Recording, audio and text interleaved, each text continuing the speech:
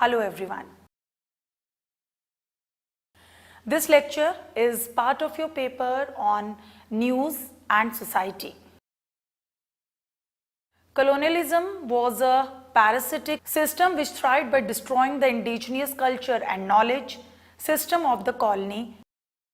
It had two prompt aims: siphoning of the colony's revenue surplus and converting the colony in growth and content. A replica of the metropolis, it tried to establish cultural and ideology hegemony to rule over the body and mind of the colonial people in order to maintain and continue their control.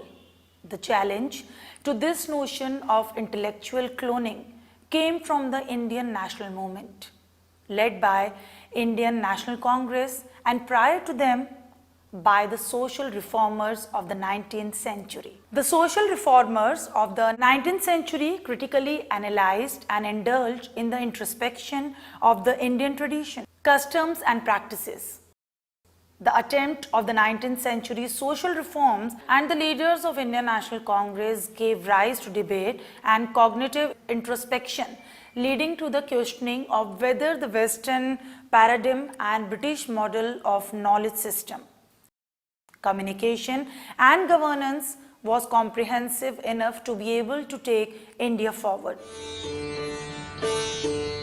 However, the level of India forward march unfolding conveyed that Eurocentric paradigm could not capture the worldview, truly representing the Indian historical and social realities. Nor was it capable enough to address its problem, as they were fundamentally linked with colonialism. We hold India then by being in reality, as in reputation, a superior race to the Asiatic. And if this natural superiority did not exist, we should not and could not retain the country for 1 week. If then we really are a morally superior race governed by higher motive and possessing higher attributes than the Asiatics, the more we improve the capacity for so understanding, the firmer will become our power. Away then with the assumption of equality, let us accept our true position, a dominant race. So placed, let us establish our rule by setting them a high example, by making them feel the value of truth, honesty, and by raising their moral and intellectual powers. The challenge to colonialism, though in an organized manner within All India organization, leadership and social base, began once India National Congress came into existence. Through her writing, historian Visalakshi Menon very cogently brings out to light how from the inception colonial rule was being challenged and questioned by the people of India, employing traditional methods of communication in organizing opposition in the form of revolts, rebellions and movements. According to Yogendra Singh and Visalakshi Menon, predominantly in India from ancient to colonial times, orality was the major tradition of communication. It was both oral and visual, and best example of it can be seen during Sannyasi rebellion, Rangpur rebellion, Santhal rebellion, and 1857 First War of Independence, beating of the drum, blowing horn or flute circulation of breach of sar tree, lotus, chapatis of wheat and barley, and so on. These methods of communication employed by the rebels proved to be very effective because they were culturally alien and not easily understood by the colonial masters. The rebels could decode the message directly, thus enabling them to mobilize on a much larger scale. With the expansion of educated middle class amongst the Indian community and the realization of their subjugation in spirit and physically by the colonialist, opened a new plethora of communication method, press, pamphlets and petitions. The realization of the organized political activity to educate the masses about their exploitation by the colonial state and to communicate to the masters of the suffering of the Indian peasantry and the poor. These new channels of media were employed by the Indian political class. The newly emerging politically aware, educated Indian middle class now adopted the same channel of communication which the imperialists were using for justifying their rule. Now slowly and steadily, the growing political class started using print media newspapers for popularizing nationalism and anti-colonialism, exposing the basic contradictions between the colonialists and the Indians by using both English and vernacular as the medium. The protagonist of using the colonial method of communication for enlightening the Indian masses in the beginning were the social reformers who established the president. Most notable amongst them were Raja Ram Mohan Roy, who established Samvad Kamudi, Mon of Intelligence, in 1821 in Calcutta. Indu Prakash started in 1861. Bombay, in which regular articles of M.G. Ranade on social issues, including widow remarriage, appeared. A women's journal, Istri Bodh, was launched in 1857. Karsondal Mulji, a great social reformer, wrote in it. Tilak, along with Agarkar and with the support of M.G. Ranade, started Kesari in Marathi and Maharatha in English. Dadabhai Naoroji too became the editor of Rast Goftar. His own monthly journal, The Voice of India, came out in February 1882. It aimed at voicing Indian viewpoint and bring justice to Indians. Similarly, in 1878, Subramaniam Iyer brought out Hindu. There was an unprecedented mushrooming of journals and newspapers in the 19th century. Journalism was regarded as the most efficient and effective mode of dissemination of reform ideas and initiative during that period. A good number of intellectuals started publications of periodicals and nearly all were associated with some press. At the beginning of 1880, there were approximately 77 Indian-owned newspapers in Bombay. Presidency, with a total circulation of 30,600, thus giving an effective readership of about 3 lakhs. By the end of 1885, the number of Indian-owned papers in the Bombay Presidency rose to 133 with a total circulation of 62,729 and an effective readership of over 6 lakhs. Jambikar founded the Bombay Darpan, the first Anglo-Marathi weekly in Western India in 1832. He also started the Digdarshan, the first monthly Marathi magazine, in 1840. Prabhakar, a Marathi weekly edited by Bhav Mahajan, was started in 1844 and was in circulation till 1855.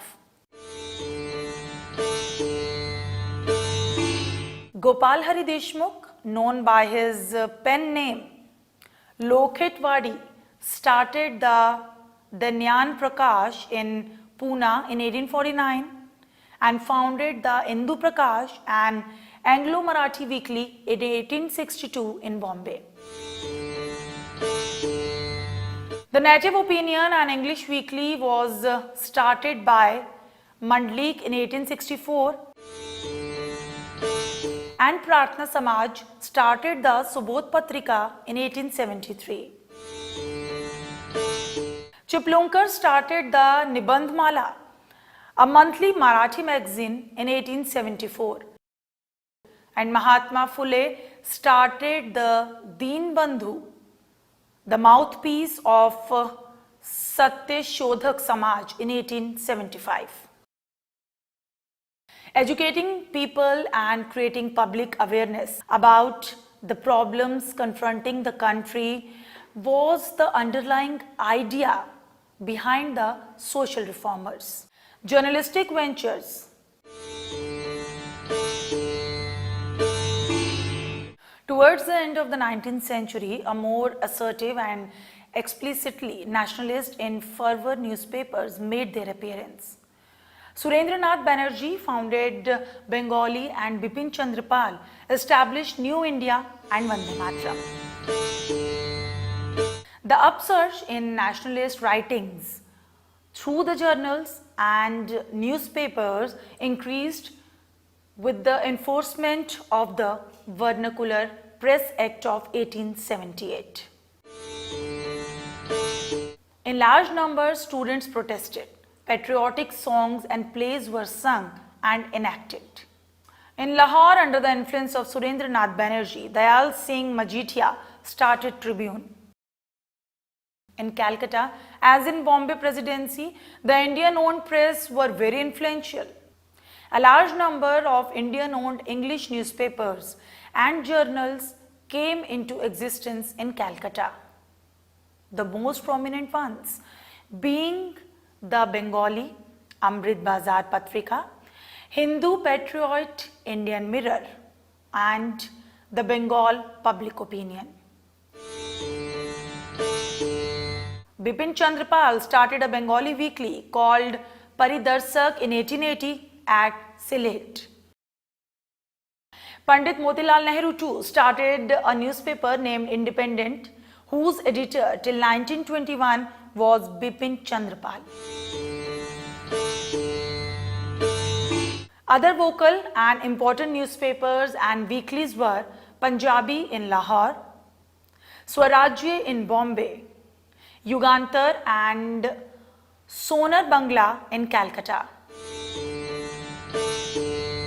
Leader in English and Abhay Uday in Hindi were started by Madan Mohan Malviya in Allahabad in 1909. The press became a very powerful medium by 1900 for dissemination of nationalist ideas throughout the country. According to historian Bipin Chandra, the influence of the press extended far beyond its literate subscribers. Nor was it confined to cities and large towns. A newspaper would reach remote villages and would then be read by a reader to tens of others. Gradually, library movements sprung up all over the country. A local library would be organized around a single newspaper. A table, a bench, or two or a charpoy would constitute the capital equipment. Every piece of news or editorial comment would be read or heard or thoroughly discussed. The newspaper became the political educator. Reading it or discussing it became a form of political participation. During the early phase of the Indian national movement, freedom of press was one of the core demands of the nationalists. In 1879, a public meeting was held in Calcutta to protest against the Vernacular Press Act. Before Tilak and Annie Besant launched their Home Rule movement for dominant status, the Indian press had put before the colonial government the demand for self-rule. In 1870-74, Amrit Bazar Patrika demanded the constitution of Parliament of India. These demands were more vociferously put forward in Kesari and Maharat by Tilak subsequently. He was the first Indian to understand the power and effective use of press for the nationalist cause. As the gulf between the colonialist and the native increased, political leadership passed from Calcutta to Maharashtra, where Tilak held the reins of leadership and was in full command of the nationalist press, which was dominated by his Kesari and Maharat. Interestingly, the Anglo-Indians press showed no sympathy to the Congress and its press from late 19th century onwards. Openly suspicious and distrustful, they launched, on the other hand, attack on the Congress. For example, the pioneer denounced the Congress as seditious organization and called its movement as similar to the Irish freedom movement. The Viceroy Minto too began to take action against the Indian press in 1906.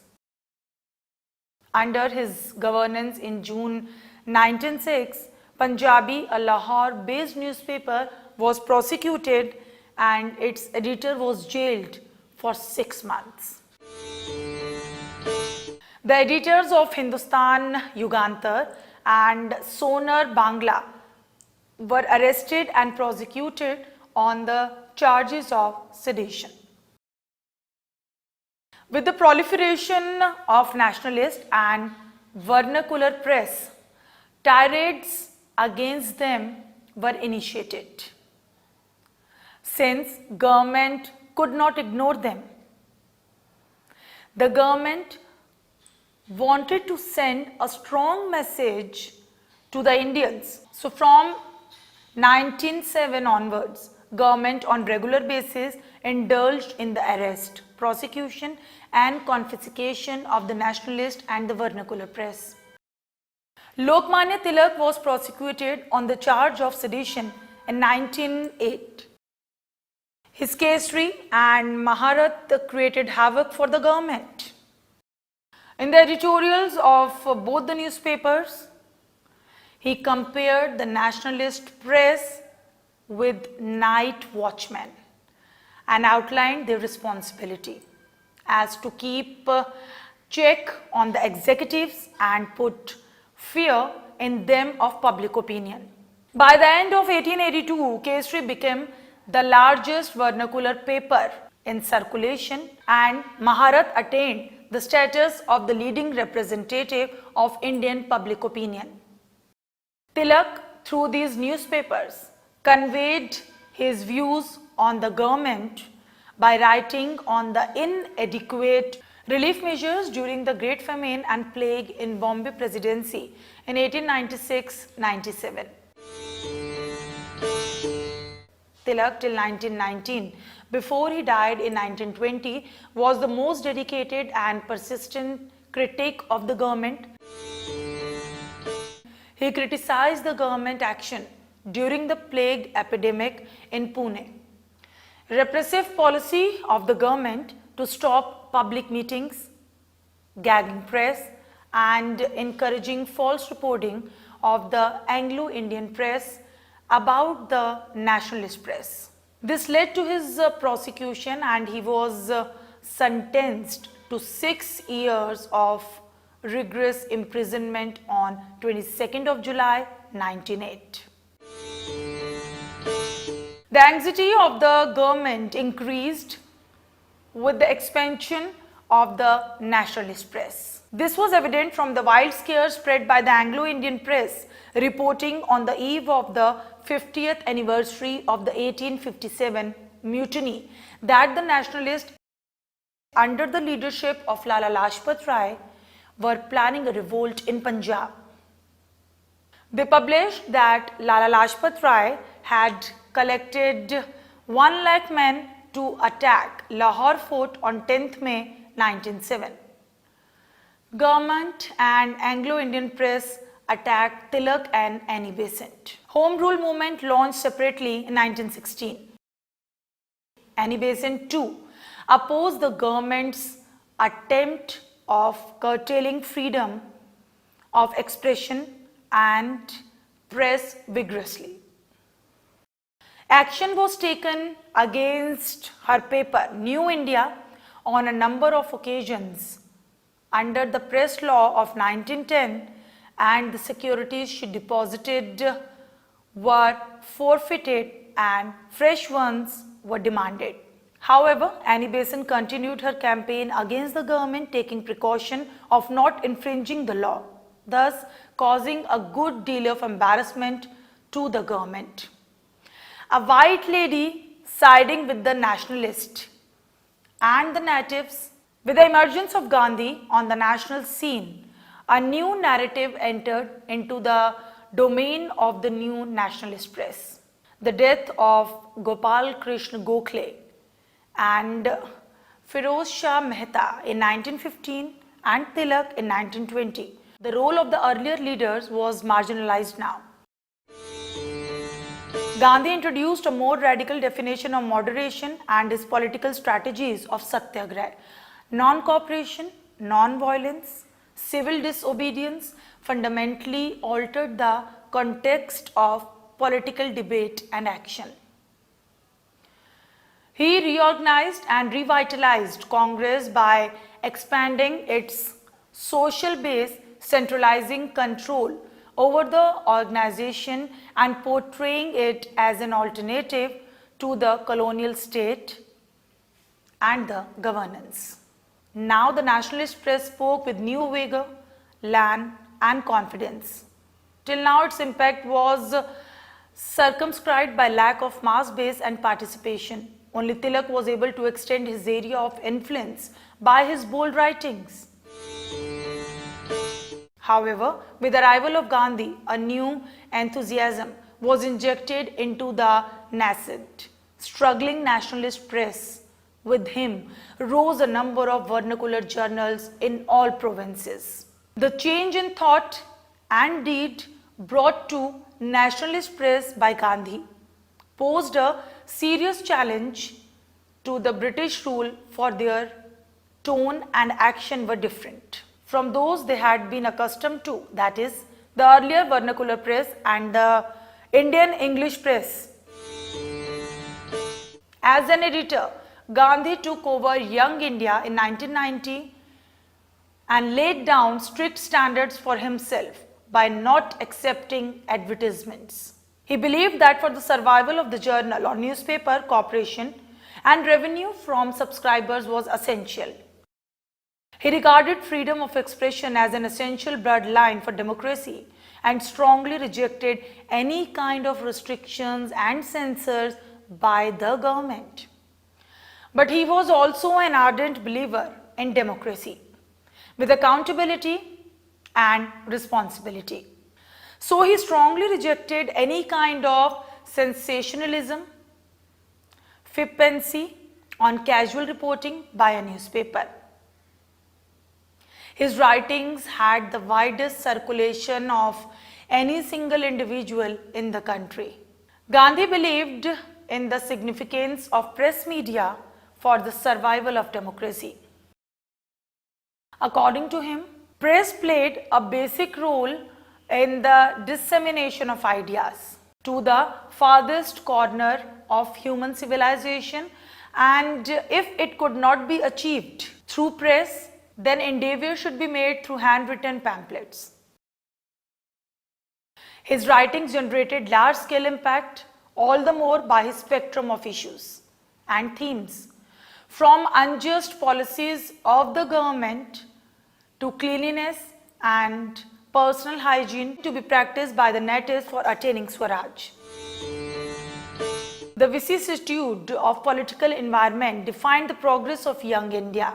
While in prison after the civil disobedience movement in 1932, He brought about Harjan, the major ideological vehicle on social and political issues of the Indian National Congress.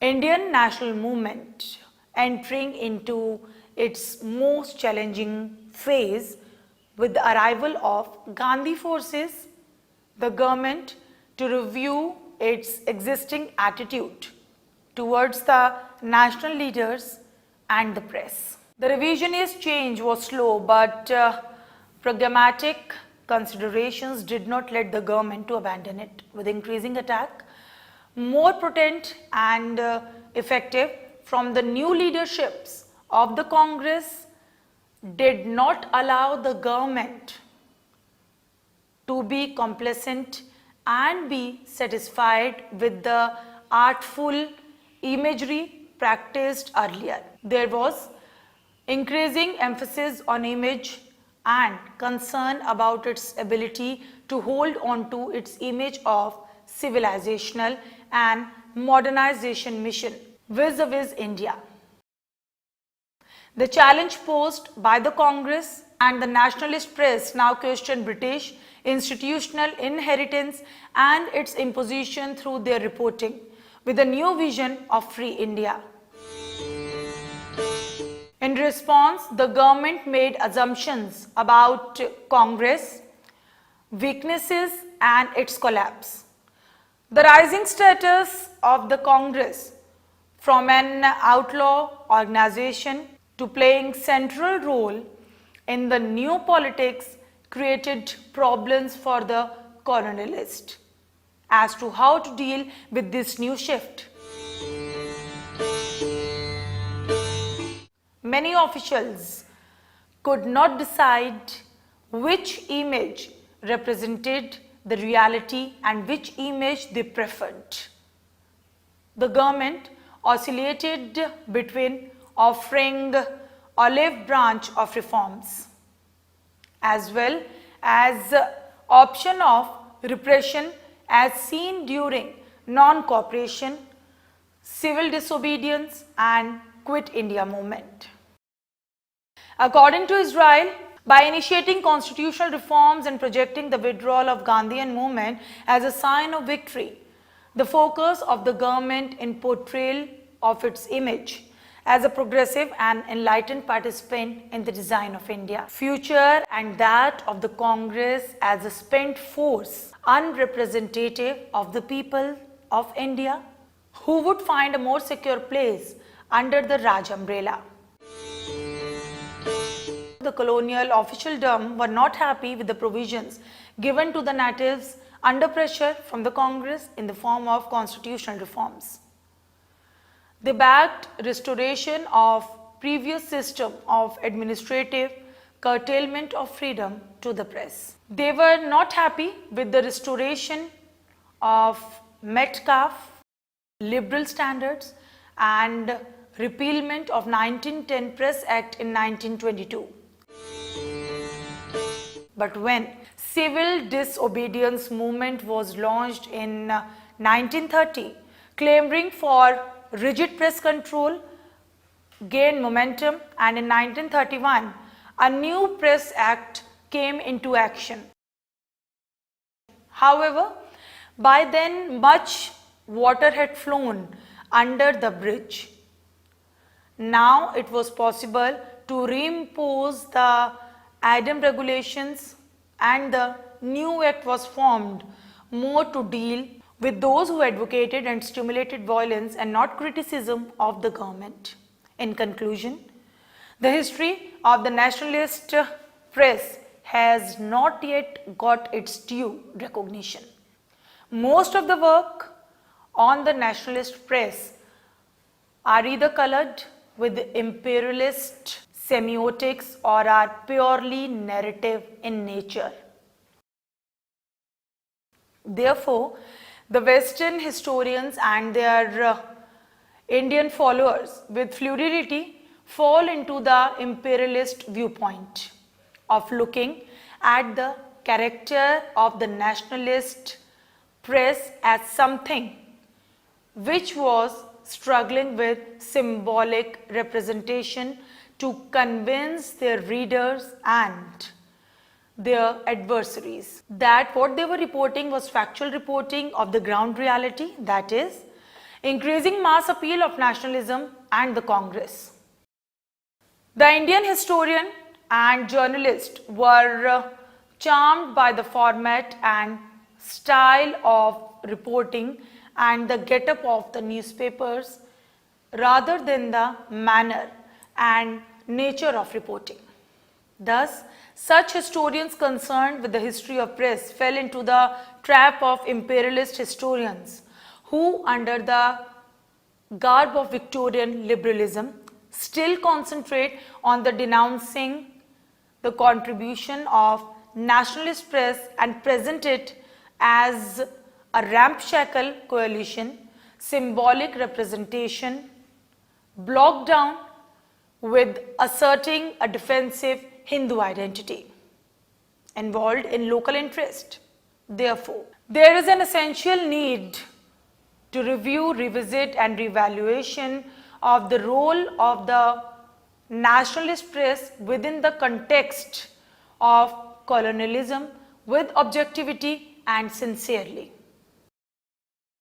Such analysis of nationalist press and the Congress by the liberal Western historians leaves an invidious flavor. There are two examples of it. In order to achieve their goal, Congress leaders had to send out messages that deepened on the reiteration of symbolic language, equating the Congress with unity and freedom, and at the same time tearing its enemies with the reverse. It was a package deal, and the removal of one component meant the loss of the other. The stereotypes of the British campaign had to be attacked and replaced with a group of their own.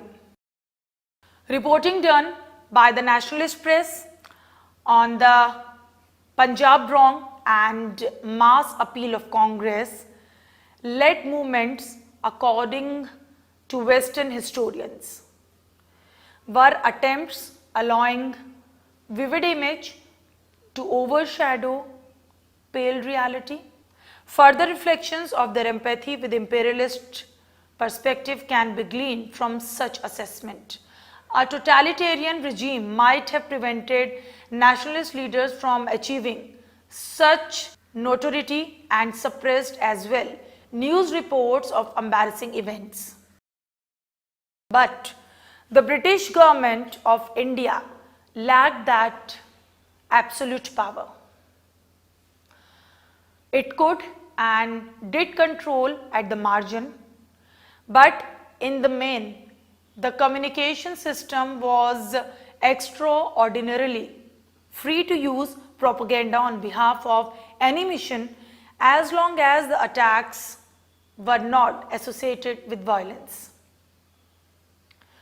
There were periods of great official sensitivity, but absolute control was not even a subject of dreams among the diehards in the Home Department. The press provided prominence and exaggeration over time despite division and defeats. The Congress was able to build its case against the government self-image and its portrayal of the nationalist opposition. For more details, please read the module on this lecture carefully and attempt the questions in the end. Thank you.